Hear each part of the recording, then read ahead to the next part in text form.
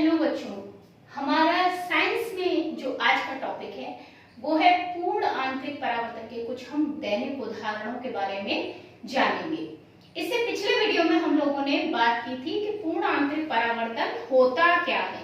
ठीक है, तो हमने इसके बारे में जाना था, क्रांतिक कोण क्या होता है इसके बारे में जाना था। इस वीडियो में हम लोग जानेंगे कि पूर्ण आंतरिक परावर्तन के कौन कौन से उदाहरण हैं। सबसे पहले थोड़ा सा रिवीजन अपना कर लीजिए। पिछले वीडियो में हालांकि आप पढ़ चुके हैं, फिर भी एक छोटा सा रिवीजन आप अच्छे से अगर पिछला वीडियो दोबारा देख लेंगे तो ये और अच्छे से समझ में आएगा। ठीक है, तो पूर्ण आंतरिक परावर्तन क्या था कि जब किसी प्रकाश किरण को, ठीक है, सघन माध्यम से विरल माध्यम, सघन मींस डेंसर, जहां अणु बहुत पास पास है, और विरल यानी कि रेयर मीडियम, जहां अणु बहुत दूर दूर है। तो प्रकाश किरण को जब सघन माध्यम से विरल माध्यम में क्रांतिक कोण से अधिक कोण पर, क्रांतिक कोण के बारे में हम पिछले वीडियो में जान चुके हैं। तो क्रांतिक कोण से अधिक कोण पर अगर आपतित किया जाता है, ठीक है, तो क्या होता है, ये किरण सघन माध्यम में ही वापस लौट जाएगी, ये विरल माध्यम में अपवर्तित नहीं होगी। जनरली क्या होता है हमारा कि सघन माध्यम, जैसे हमारे ये सघन माध्यम है और ये हमारा विरल माध्यम है, तो जनरली क्या होता है कि प्रकाश किरण आपकी ऐसे गई और अभिलंब से टकराकर, जो आपका अभिलंब है, ऐसे ये प्रकाश किरण गई आपकी और अभिलंब से टकराकर इसको सीधा जाना चाहिए, लेकिन ये अभिलंब से दूर हट जाती है। होता जनरली ये है, लेकिन अगर हम आपतन कोण को अगर लगातार बढ़ाते चले जाएं तो एक स्थिति ऐसी आती है कि जब वो सतह पर ही अपवर्तित हो जाएगी प्रकाश किरण, और इससे भी थोड़ा सा ज्यादा अगर हमने बढ़ाने की कोशिश की अपवर्ड आपतन कोण को, तो ये वापस उसी मीडियम में, उसी माध्यम में, सघन माध्यम में वापस लौट जाएगा, जिसको हम कहेंगे पूर्ण आंतरिक परावर्तन या टोटल इंटरनल रिफ्लेक्शन। ठीक है, यानी हम करने तो जाएंगे अपवर्तन, लेकिन हो जाएगा परावर्तन। ठीक है, ये घटना हमारी डेली लाइफ में बहुत होती है, बस हम इस पर ध्यान नहीं देते ज्यादा। अगर हम ध्यान दें तो फिजिक्स, बेटा मैंने पहले भी आप लोगों से कहा है, फिजिक्स एक ऐसा टॉपिक है जो आपकी डेली लाइफ को रिलेट करता है। आप अपने दैनिक जीवन में ऐसी बहुत सारी घटनाएं हैं जिनको देख रहे हैं, और ये घटनाएं आपकी कोई ना कोई इनकी वजह है, कारण है, जिनके बारे में आप लोग जानते नहीं हैं। तो यहाँ हम लोग ऐसे ही कुछ चीजें ले रहे हैं, ऐसे ही कुछ उदाहरण ले रहे हैं। सबसे पहले हम बात करेंगे रेगिस्तान की मरीचिका की, फिर बात करेंगे ठंडे इलाकों में जो मरीचिका बनती है उसकी, और फिर इसके बाद तीसरी बात करेंगे हम हीरे की चमक। हीरा क्या है और हीरा क्यों चमकता है। ठीक है ना, हम हीरे की तरह देखते हैं, नग भी होते हैं ना कुछ, वो भी ऐसे ही दिखते हैं देखने में हीरे जैसे, लेकिन फिर भी हीरा नहीं होते। क्यों, हीरे में ज्यादा चमक क्यों होती है, तो ये इसके बारे में जानेंगे। और एक प्रकाशित तंतु, आपने नया नाम एक सुना होगा कि आजकल जो टेक्नोलॉजी है आईटी की, इंफॉर्मेशन टेक्नोलॉजी की, जो आपकी जैसे टीवी वगैरह आ रहे हैं, और जो आपका वाईफाई है, आपका राउटर्स आ रहे हैं, जो इंटरनेट कनेक्शंस आ रहे हैं, वो इतनी फास्ट स्पीड है। कैसे हैं वो फास्ट स्पीड, उनमें किसका उपयोग किया जा रहा है। पहले तारों का यूज किया जाता था, जो इलेक्ट्रिक वायर्स होते हैं उनका यूज किया जाता था, बट अब इलेक्ट्रिक वायर्स यूज नहीं होते, उनकी जगह पर हम एक नई चीज, एक नए तरह के वायर का यूज कर रहे हैं, जो है ऑप्टिकल फाइबर, प्रकाशित तंतु। तो हम इन सब के बारे में जानेंगे। सबसे पहली बात करते हैं हम रेगिस्तान की मरीचिका की, कि ये क्या है। देखिए, रेगिस्तान कौन सा इलाका होता है, पहले तो आप ये बताइए मुझे, रेगिस्तान क्या होता है, जहां पर बहुत सारी रेत होती है और वहां क्या होता है, बहुत गर्मी होती है। ठीक है, रेगिस्तान में क्या मिलेगी आपको, गर्मी मिलेगी, यही होगा ना। तो क्या होता है, रेगिस्तान में ऐसे करके रेत के क्या होते हैं, टीले होते हैं। ठीक है, और रेत की एक खासियत है, सैंड की एक खासियत है कि जब सूरज की रोशनी पड़ती है, ठीक है, तो सूरज की रोशनी में ये जो सैंड है ये बहुत जल्दी गर्म हो जाती है, बहुत जल्दी, बहुत ज्यादा गर्म हो जाती है। अब आप ये तो जानते हैं कि हमारे चारों ओर क्या होती है, हवा होती है। यहाँ चारों ओर क्या है, हमारे चारों ओर वायु है, हवा है। ठीक है, अब ये जो वायु है ये क्या होती है, जैसे ही इस सैंड के कांटेक्ट में आती है, रेत के संपर्क में आती है, तो ये रेत के संपर्क में आते ही क्या हो जाएगी, गर्म हो जाएगी। तो यहाँ पे जो लेयर है वो गर्म लेयर होगी हवा की। अब जब हवा गर्म हो जाती है तो आपने पढ़ा हुआ है पहले भी कि गर्म हवा हल्की होती है, ठीक है। तो हमारी गर्म हवा कैसी होगी, हल्की होगी। हल्की होने की वजह से ये ऊपर उठेगी, ऊपर उठ करके ये जब यहाँ ऊपर उठेगी तो यहाँ जो ऊपर की हवा है ठंडी, वो नीचे इसकी जगह लेने के लिए आ जाएगी। वो लेयर नीचे आएगी ठंडी वाली और गर्म हवा ऊपर उठेगी। लेकिन जैसे ही वो रेत के कांटेक्ट में आएगी वो भी कैसी हो जाएगी, वो भी गर्म हो जाएगी और गर्म होकर वो भी ऊपर उठेगी। फिर ऊपर ऐसे ही जो ठंडी है वो फिर नीचे आएगी। तो ये चक्र चलता रहता है। गर्मी के दिनों में रेगिस्तान में ये चक्र लगातार चलता रहता है। तो वास्तव में क्या होता है, फाइनली जो हमारी हवा है वो कुछ लेयर्स में डिवाइड हो जाती है, ठीक है ना। वो कुछ लेयर्स में डिवाइड हो जाएगी, वो उसकी ऐसी लेयर्स बन जाएंगी हवा की हमारे चारों ओर, ठीक है। और इन लेयर्स में जो सबसे ऊपर वाली लेयर है वो सबसे ज्यादा सघन होगी, उससे फिर कम, उससे फिर कम, उससे फिर कम, और नीचे वाली बहुत विरल होगी, ठीक है ना। तो ये घटती सघनता होगी और विरल बन जाएगी। इस तरह की स्थिति रेगिस्तान में होती है। अब मान लीजिए कि हमारा रेगिस्तान में एक पेड़ है, ठीक है। हमने क्या लिया, एक पेड़ ले लिया, इस तरीके का हमारा एक पेड़ है। हम ले लेते हैं, ठीक है। मैं यहाँ पे इसको थोड़ा डार्क इससे ऐसे करके दिखाई देती हूँ। ये हमारा मान लीजिए यहाँ पे एक पेड़ है लगा हुआ, ठीक है। अब ये जो पेड़ है लगा हुआ, इस पेड़ से सूरज की रोशनी क्या होगी, टकराएगी और टकरा करके वो वापस आएगी, ठीक है।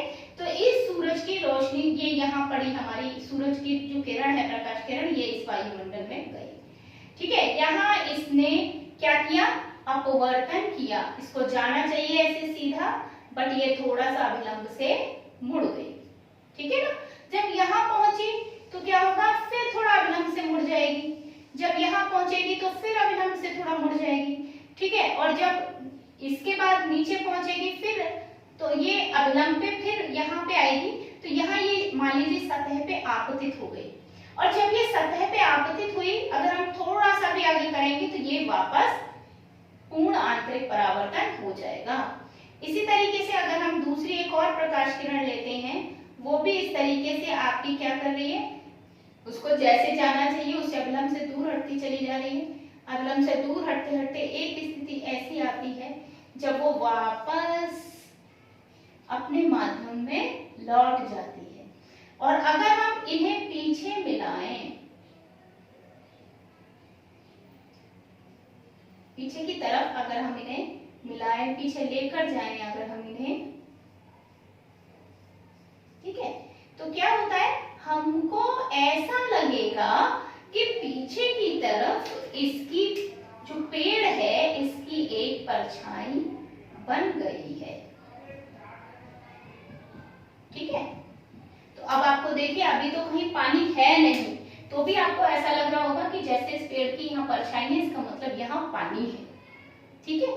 तो रेगिस्तान के इलाकों में क्या होता है कि हमें बहुत बार आपने बहुत मूवीज में भी देखा होगा, ठीक है, सुना भी होगा और शायद एक्सपीरियंस भी किया हो आपने, अगर आप रेगिस्तान गए हैं तो वहां पर क्या होता है कि हमें कुछ दूरी पर ये एहसास होता है कि वहां पानी है, ठीक है।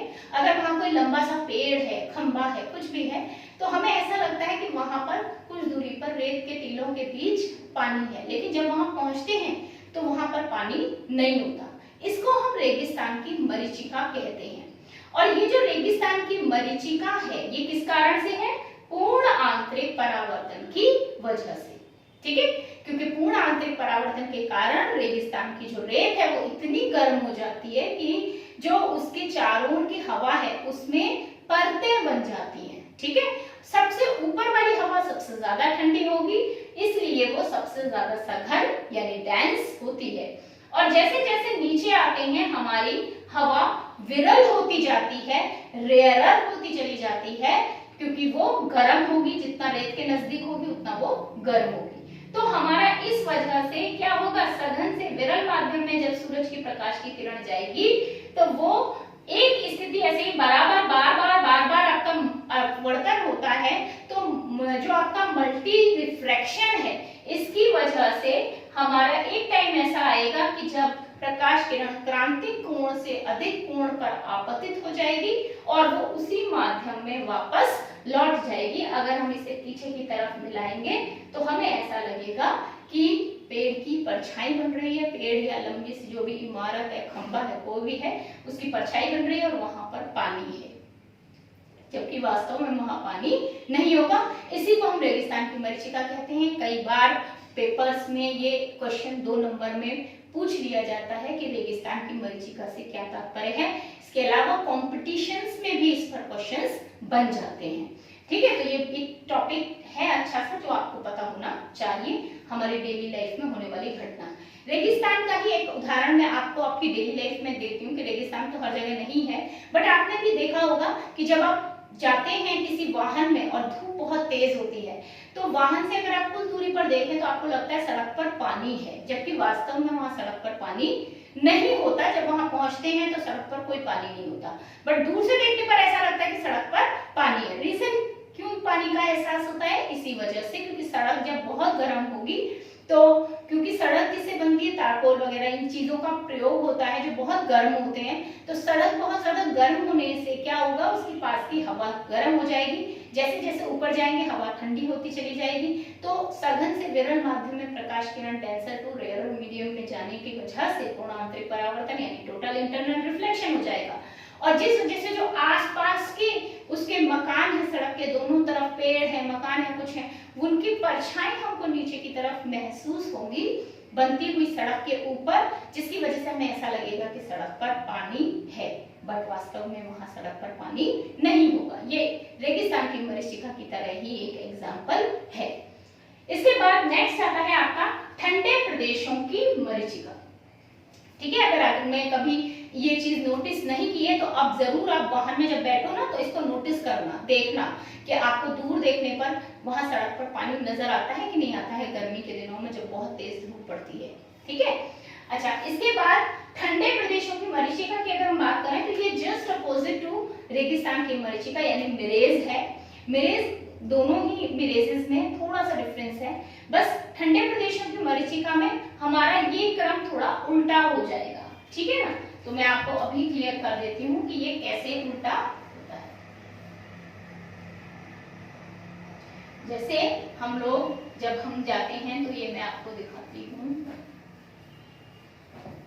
हाँ जी, तो हमारा जैसे कि ठंडे प्रदेशों में क्या होता है कि आपका मालूम वहां पर क्या पड़ती है, बहुत ज्यादा बर्फ पड़ती है। तो जो आपके बहुत बर्फीले इलाके होते हैं तो उन बर्फीले इलाकों में जो समुद्र है, आपने समुद्र तो आप जानते हैं ना, तो जो आपका समुद्र है वो आपने जो समुद्र लिया हुआ है ये आपका मान लीजिए समुद्र है। ठीक है, अब इस समुद्र में आपका एक जहाज जो है वो तैर रहा है। ठीक है, बिल्डिंग्स बनी हुई हैं इसके तट पर, बिल्डिंग्स बनी हुई हैं। ठीक है, लाइट हाउस, मान लीजिए लाइट हाउस बना हुआ है, इस तरीके से ये आपका बिल्डिंग बनी हुई है, जहाज है एक जो तैर रहा है। तो हमने ये चीज देखी। ठीक, अब क्या हुआ कि जब हमारी जो सूरज की प्रकाश किरण है, ठीक, अब क्या होगा कि वो जब प्रकाश किरण इसके कांटेक्ट में आती है पानी के, तो पानी कैसा है, बर्फीला है, बहुत ठंडा है, तो यहाँ आने पर वो कैसी हो जाएगी, ठंडी। ठीक है, तो यहाँ जो हमारी हवा है वो कैसी है, सघन। इससे ऊपर क्या होगी लेयर, विरल थोड़ी, उससे ऊपर थोड़ी और विरल, उससे ऊपर थोड़ी और विरल, उससे ऊपर थोड़ी और विरल, उससे ऊपर थोड़ी और विरल, और सबसे ऊपर जाकर के एकदम विरलतम आपको मिल जाएगी।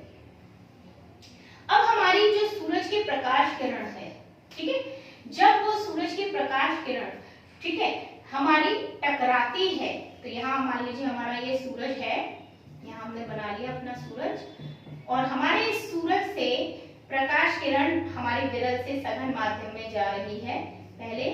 ठीक है, और ये हमारी किससे टकराई, इस जहाज से टकराई, या लाइट हाउस से भी हो सकती है। ठीक है, जब टकराकर ये वापस लौटेगी। देखिए जब ये टकराएगी ना तो जो जहाज है उसके ऊपर का जो मेटल है, मेटल मीन्स उसके ऊपर जो धातु है, लोहे की धातु या कोई भी धातु की जो कवरिंग होती है, तो धातुओं का ये गुण होता है कि वो जब उनके ऊपर लाइट पड़ती है तो वो उसको परावर्तित करती है, ठीक है ना, क्योंकि धातु में क्या होती है, चमक होती है, तो वो परावर्तित करेगी। जब वो यहाँ से परावर्तित करेगी तो क्या होगा कि अब सघन से विरल हो गया। पहले क्या हो रहा था, सघन, विरल से सघन, अब क्या हो गया, सघन से विरल हो गया। तो विरल से सघन वही चीज आ गई आपकी कि ये टकराता जाएगा और एक स्थिति ऐसी आएगी जब ये वापस ऐसे मुड़ जाएगा, ठीक है ना। इसी तरीके से जब दूसरी प्रकाश किरण आपकी आएगी तो दूसरी प्रकाश किरण से भी इसी तरीके से पहले वो मल्टीपल रिफ्रैक्शन करती हुई जहाज से टकराएगी और उसके बाद जब सघन से विरल माध्यम में वो जाएगी तो एक टाइम ऐसा आएगा जब वो वापस ऐसे ही लौट जाएगी। और अगर हम इस स्थिति में इन दोनों को पीछे की तरफ मिलाने की कोशिश करें, ठीक है, तो पीछे की तरफ ये मिलती हुई हमारी क्या लगेगा हमें कि ये जो बादल हैं वहां हमें वे मिलती हुई प्रतीत होंगी और वहां हमें इस जहाज का एक उल्टा प्रतिबिंब लटका हुआ दिखाई देगा। मतलब ये जो जहाज है इसका एक उल्टा प्रतिबिंब हमें इन बादलों में ऊपर दिखाई देगा लटका हुआ। हमें ऐसा लगेगा बादलों में भी एक जहाज उड़ रहा है उल्टा, ठीक है। तो ये हमारी ठंडे प्रदेशों की मरीचिका है, ठीक है। तो ऐसे भी बहुत से इलाके हैं बर्फीले जहां पर पूरा का पूरा नगर ऊपर उल्टा नजर आता है, ठीक है, क्योंकि वहां की हवा नीचे का भाग बहुत ठंडा हो जाता है, ऊपर का भाग बहुत गर्म हो जाता है, तो हवा में क्या बन जाती है, परतें बन जाती हैं, लेयर्स बन जाती हैं। आगे समझ में। तो ये हो गई हमारे ठंडे प्रदेशों की मरीचिका। अब बात करते हैं हीरे की चमक की। हीरे की चमक, हीरा तो सब परिचित है नहीं कि हीरा क्या होता है, कोयले से बनता है। बहुत हाई टेम्परेचर पर और हाई प्रेशर पर जब कोयला जमीन के नीचे रहता है, ठीक है, हमारा जो मॉल्टन है, हमारा जो मेंटल पार्ट है, आप जानते हैं हमारी जो अर्थ है वो अर्थ कैसी है, अर्थ के अंदर एक कोर पार्ट है और फिर मेंटल पार्ट है ना। तो जब कोयला हमारे इस मेंटल पार्ट के नजदीक होता है तो वो हाई प्रेशर पर, क्योंकि ऊपर से उस पर प्रेशर है चट्टानों का और नीचे से उसमें बहुत टेम्परेचर हाई है, तो high pressure and high temperature पर वो जितनी एनर्जी, जितनी हीट लाइट वो अपना एब्जॉर्ब कर रहा था वही वो एमिट करने लगता है, वही वो उत्सर्जित करने लगता है, बाहर निकालने लगता है। जितनी ऊष्मा उसने अंदर अवशोषित की, जितनी एनर्जी उसने अपने अंदर अवशोषित की, वही अवशोषित एनर्जी, एब्जॉर्ब जो ऊर्जा है वो बाहर निकलने लगती है लाइट के रूप में। तो ये हमारा कोयले से ही हीरा बनता है। आप सभी जानते हैं कि कोयले की खान में ही हीरे पाए जाते हैं, जनरली हम लोग कहते हैं इस बात को। अब बात आती है कि जो हीरा है वो चमकता क्यों है। तो आपने देखा होगा हीरा ऐसे नहीं चमकता, हीरे की एक स्पेशल कटिंग होती है, ठीक है ना। हीरे की क्या होती है, स्पेशल तरीके की इस तरह की कटिंग होती है, आपने देखा होगा इस तरह से ऐसे। तो ये आपका इस तरीके से आपकी एक कटिंग होती है हीरे की, ठीक है ना, हेक्सागोनल कट होता है। तो जो हीरा होता है उसके अंदर क्या होता है, उसकी कटिंग कुछ इस तरीके से की जाती है, ठीक है, कि उसका जो कोण है क्रांतिक, ठीक, वो क्रांतिक कोण 24 डिग्री 6 मिनट का हो जाए, ठीक। 24 डिग्री 6 मिनट का अगर उसका क्रांतिक कोण हो जाता है तो हमारी प्रकाश किरण हर सतह से टकराती है और टकराकर वापस उसी में घूमती रहती है। तो वो जहां भी टकराएगी वो एक बार अगर प्रकाश किरण इस पर आपतित हुई तो वो इसके अंदर हमेशा के लिए ट्रैप हो जाती है। एक पिंजरे में जैसे बंद हो जाती है प्रकाश किरण, ऐसे इसमें ये बंद हो जाती है, क्योंकि इसका क्रांतिक कोण आईसी जो है वो कितना होता है, 24 डिग्री 6 मिनट होता है। इतने कोण पर आसानी से प्रकाश किरण परावर्तित हो जाएगी, पूर्ण आंतरिक परावर्तन हो जाएगा। तो बार बार इसकी जो कटिंग है वो इस तरह से की जाती है कि बार बार इसकी सतह से अपवर्तन होने के, प्रकाश किरण इससे बाहर नहीं निकल पाती, है ना, अपवर्तन नहीं होता, क्योंकि जब वो अंदर एक बार एंटर कर जाती है तो उसके बाद बार बार उसमें पूर्ण आंतरिक परावर्तन होता रहता है। तो वो इसी के अंदर सतहों से टकराकर एक सतह से दूसरी, दूसरी से तीसरी, इसी के अंदर घूमती रहती है, बाहर नहीं निकल पाती। और आप जानते हैं जहां प्रकाश ट्रैप हो जाए, प्रकाश होगा, वहां पर चमक दिखाई देगी। तो हीरे में क्योंकि प्रकाश किरण ट्रैप हो गई है, हमेशा के लिए बंद हो गई है, इसलिए हीरा चमकता हुआ महसूस होता है। आगे समझ में? तो हीरे की चमक का सबसे बड़ा कारण है प्रकाश किरण का ट्रैप हो जाना। और इसमें एक महत्वपूर्ण भूमिका इसकी कटिंग की भी है कि आप इसकी कटिंग कैसी होती है। अगर इसकी कटिंग ऐसी ना हो तो हीरा इतना नहीं चमकेगा। नेक्स्ट आता है आपका प्रकाशिक तंतु। ऑप्टिकल फाइबर्स क्या होते हैं? देखिए ऑप्टिकल फाइबर्स बिल्कुल जैसे तार होते हैं, आपने देखा होगा। देखिए आप अपना केबल का तार देखिए, आप यहाँ अगर राउटर वाईफाई है तो उसका तार देखिए आप, ठीक है। तो इनके जो तार हैं, अब वो प्रकाशिक तंतु आता है। उसमें क्या होता है, एक इस तरीके का तार होता है और ये आपका इसमें ये इस तरीके का एक पाइप जैसा भाग होता है, ठीक है। अंदर के भाग को हम कोर कहते हैं और बाहर का हमारा क्लैडिंग कहलाता है, ठीक है। तो जो हमारा क्लैडिंग है और जो हमारा कोर, इनकी जो हमने लिया है अपवर्तनांक, वो कुछ इस तरीके से लिया होता है कि हमारा प्रकाश जब इसमें एक बार जाता है तो वो इसकी सतह से टकराकर वापस इसी में, इससे बाहर नहीं जाता, अपवर्तित न होकर के इसी में परावर्तित होता रहता है।